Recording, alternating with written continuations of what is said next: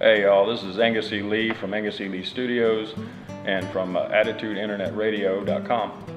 I'm here with David Hunt with 96 West Winery down here in historic downtown Wiley, Texas. Decided to put a winery in downtown Wiley. Can you tell us a bit about how that came about or the steps getting here? Sure, yeah. I've loved wine all my life, as far back as I can remember, but I came from parents who never drank wine, which is kind of funny. I was introduced to it once and fell in love with it. The beauty of the wine is like being an artist. I can't paint, I can't sing, nothing to look at.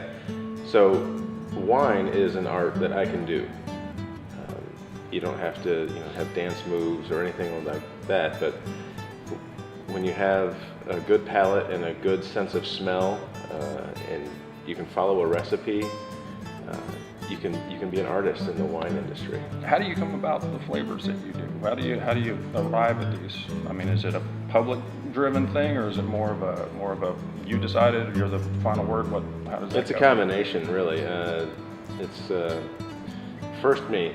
I like to experiment and explore with all types of wines, and that's kind of how I got in this business. When I first had really good wine, I wanted to replicate that experience on my budget.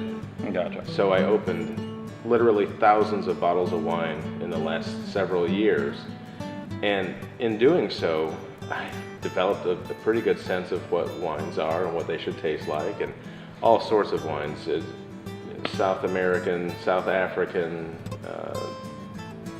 Italy, California, everywhere in between. Right. So in that journey, I've developed a sense of what is good and what is not good. So I've taken that plus what I know about the consumers here in Texas and developed the wines behind us here, and they're all expressive of their varietal, and that's really what I want to do with all of the wines, is not manipulate them to the point where they all taste the same as any other bottle at Kroger or Target. Right. I want them to be so different that a customer of mine will know exactly what it is. They could be blindfolded and know that's a Gewürztraminer. Gotcha. That's a little bit of wine education there as well. All right. I also know a little bit about you from talking to you before this. You are also involved with a charity organization. What's your role in that, and what is that? Yep. So in the investment business that I'm in, I'm the director, a director in compliance, and I was also given a task outside of my normal function to head up, to actually start the charitable contribution committee at our company. Okay, good.